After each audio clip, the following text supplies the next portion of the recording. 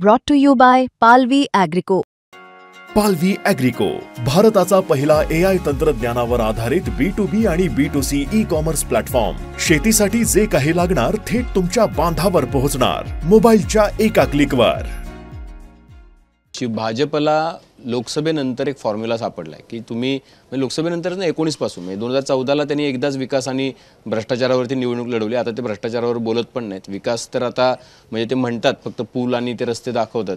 पण मुद्दा असा आहे की आता त्यांना एक फॉर्म्युला सापडलाय की बटेंगे तो कटेंगे, एक है तो सेफ है, किंवा तुमच्या मुस्लिमांना शत्रू केलं, हिंदूंच्या विरोधात उभं केलं की निवडणूक इझी होते हे त्यांच्या लक्षात आलेलं आहे. आणि त्यांना काही मुस्लिमांबद्दल फार मोठा द्वेष आहे आणि हिंदूंबद्दल फार मोठं प्रेम आहे असं नाही. ही ह्याच्याकडे जरा ऑब्जेक्टिव्हली बघितलं पाहिजे की ही निवडणूक आहे आणि ही त्यांना जिंकायची आहे आणि ते जिंकण्यासाठी कुठल्याही गोष्टी ची नॅरेटिव्ह सेट करण्याचा ते प्रयत्न करत आहेत.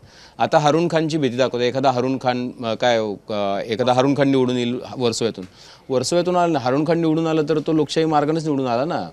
तो तुमच्या ज्याला अमित साटम यांची निवडणूक झाली त्याच वेळेला हारून खानची पण निवडणूक झाली. तिथं तुमचा पण उमेदवार होता पण हारून खान निवडून आला. आता ज्या भाजपनं म्हणजे वाजपेयींनी, मला आठवतं की मी त्याच्यावर एक्सप्लेनर पण केला की ज्या भाजपनं अब्दुल कलामांना राष्ट्रपती बनवलं, ज्या भाजपनं नजमा हेपतुल्लांना केंद्रीय मंत्री राज्यपाल बनवलं, ज्या भाजपनं आरिफ खान यांना राज्यपाल बनवलं, मुख्तार अब्बास नक्वी की वर्षानुवर्ष त्यांची बाजू मांडत राहिले, शाहनवाज हुसेन सर्वात तरुण केंद्रीय मंत्री होते वाजपेयींच्या मंत्रिमंडळातले, तर ही पण भाजप होती ना. आता त्यांना असं लक्षात आलं की आपण ना मुसलमानांना तिकीट द्यायचं, ना मुसलमानांना जवळ करायचं, मुसलमानांना सेकंड सिटीजन म्हणून ट्रीट करायचं आणि हिंदूंना सुपिरियरिटी कॉम्प्लेक्समध्ये आणून ठेवायचं म्हणजे निवडणूक सोपी होते. मग हिंदू प्रश्न विचारत नाहीत, महागाईवर विचारत नाहीत, बेरोजगारीवरती विचारत नाहीत. असं होतं काय की हिंदूंना 850चं सिलेंडर 450मध्ये मिळतो? नाही, हिंदूंना पण तेवढ्यालाच मिळतो. असं आहे की काही खड्डा फक्त मुसलमानांना लागतो, बाकीच्यांना लागत नाही. खड्डे सगळ्यांना लागतात रस्त्याने. पण मग हे इलेक्शन वॉटर गटर मीटरचं असेल तर मग ह्याच्यामध्ये मराठी मुद्दा कुठून आला? कारण दुसऱ्या बाजूला तर हे जे इकडे गुजराती राहत आहेत किंवा उत्तर भारतीय राहत आहेत किंवा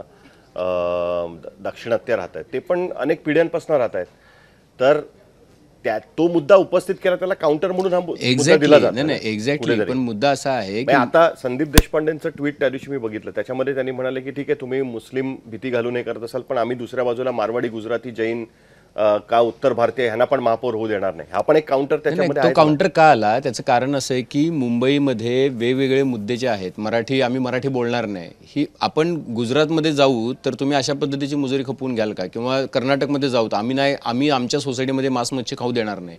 इथं आपल्याकडे ताडदेवमध्ये शेजारचं काय संबंध? तुम्ही एका प्रकारे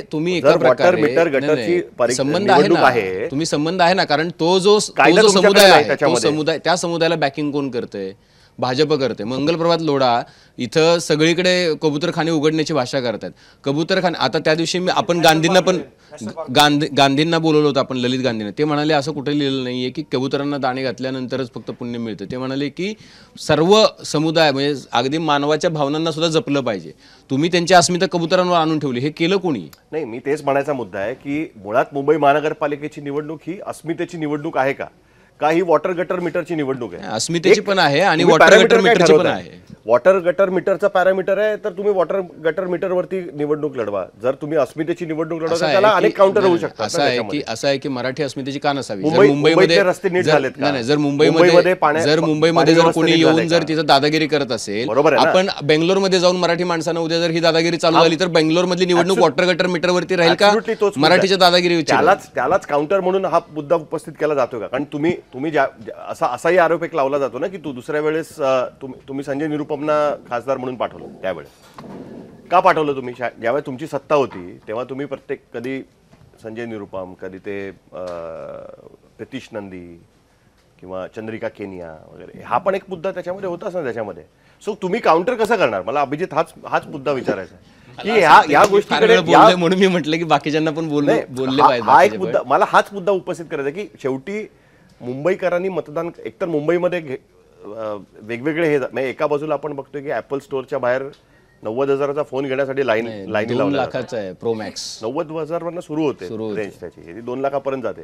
त्याच्यासाठी मारामारी करतात आणि दुसऱ्या बाजूला 1,500 रुपये दिले की निवडणूक फिरते.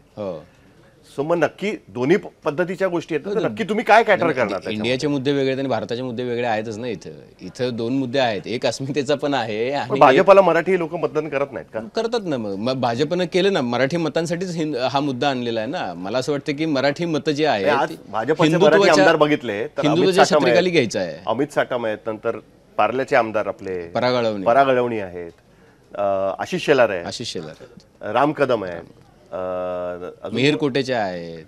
हा पण आपण मराठी आधी काउंट, मराठी भाषी काउंट करूया आपण. मिहीर कोटेच्या उत्तम मराठी बोलतात. सगळेच मराठी हारून खान जसं मराठी उत्तम बोलतात तसंच मिहीर कोटेच्या, फक्त ते बोलतात की नाही रेग्युलरली मला माहित नाही. अतुल शाह पण तसंच बोलतात जवळपास. अतुल शाह उत्तम मराठी बोलतात.